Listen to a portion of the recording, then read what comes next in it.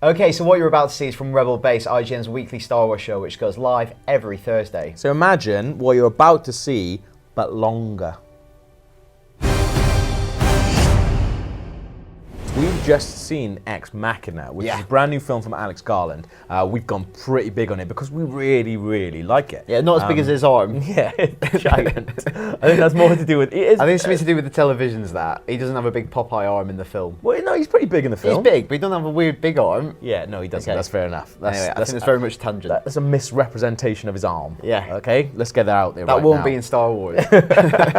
Domhnall, Gleeson and Oscar Isaac, two of... I mean, we've talked about it. It's a little tiny bit. Yeah, we went through the whole cast a few Yeah. weeks ago and evaluated them all, but I think we're going to focus on them again. But we had the director and writer Alex Garland in very recently on the IGN UK podcast, and this is what he had to say about working with these two guys. I think that the teaser trailer was really impressive. That's what I thought. Same as everyone else. I thought that the 3 prequels were useless and kind of depressing, and so well primed to turn everything round, and I think these guys have a shot at doing it, you know. So certainly when I saw the trailer, I thought this feels right. That's what I thought. Had an authenticity to it, like, and they're looking back to Ralph McQuarrie's authentic, artwork. Yeah, but also it kind of fucked the authentic thing, because people get too fussed about being reverential, and actually reverential is not really a good thing usually. I think it may get stuff right in those terms, or it may not. I don't really care. What I want it to do is work as a film that I really like, and the imagery I saw just pulled me in. It's pretty cool though that you've got 2 of the big cast members from Star Wars in your movie. Wow, yeah, it is, because maybe we'll get slightly more press as a result. So agreed. You know, that can look a bit like prescience rather than luck. It's luck more than prescience. Sure. And also there's another thing, which is these guys, that conversation we were having before, they're very, very good actors, right? And when someone's a very good actor, it's obvious they're a good actor. It's not like one person spots it because they're smarter than everyone else. Everybody knows it.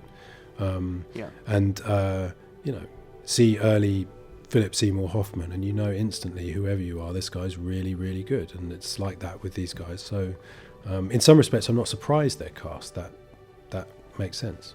So I mean, it's pretty much what we've said all along about these two guys. They're really, really interesting character actors, and anytime they're on screen, they sort of demand you looking at them. But is there anything from their performances in Ex Machina you think that we can sort of infer about how they're going to be playing the Star Wars characters? I mean, we are reaching. This is reaching, but while we can't maybe work out what they'll play in The Force Awakens, I think you can see qualities in them as performers in this movie. It's such an actorly film. Yeah, it's, you know, a lot of, it's just them two with a couple of other actors in the location for the entirety of the movie. There's a lot of acting in it. Yeah. So who do you want to start off with first? Well, I mean, you made a really good point about Oscar Isaac and the kind of character that he plays in it. So in Ex Machina, he plays like a billionaire genius. He's like a child genius, the world's greatest computer programmer. He creates an AI, but he's psychologically a heavyweight. Yeah, definitely. You know, he's really built in the movie, but he's a heavyweight when it comes to psychological warfare. Yeah, and just saying stuff to put you on edge. And he's, you know, he plays the smartest guy in the room. Definitely, quite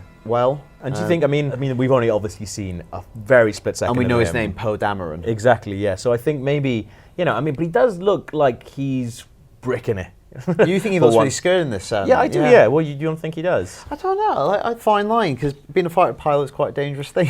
If I was going to take something from that, I think, you know, for me, it'd be cool if they're going down like post-traumatic stress. Yeah. Like he's been in the Alliance for a while, you know what I mean? And he's been called back. Yeah. And, you know, he doesn't seem to be enjoying it. Yeah, so I think from Isaac's performance, you know, he's just a great actor with a lot of range. I think Gleeson, again, he's not typecast because he does a great variety of different genres. Yeah. But there's one thing he plays very well, isn't there? Yeah. And I think that's what we might see in Force Awakens. I think, like, definitely from Ex Machina. I also watched Frank this week as well, which is another great film that he's in. And in both those films, he plays a similar character, which is almost like the audience's portal into the movie. And sort of, he plays a very innocent character. And as you say, like, I think you said before, he plays a very Luke type character. in A New Hope. So maybe that's and he plays that really well. Yeah, because Luke is the one who suddenly, all he's known is moisture farming. Yeah. And growing up on this crappy little planet. And then suddenly he's pulled out of that. It's fish out of water. It's classic kind of fantasy archetypes at work there. Yeah. But he plays that very well. He's so likable and innocent on screen. Yeah. But he's also got a really smart actor as well. He is, yeah. So, I mean, it's a really, really good movie. So you should definitely go see it. Ex Machina is out right now in the UK. If you live in the States, I think you're going to have to wait a little longer. I think it's out in April.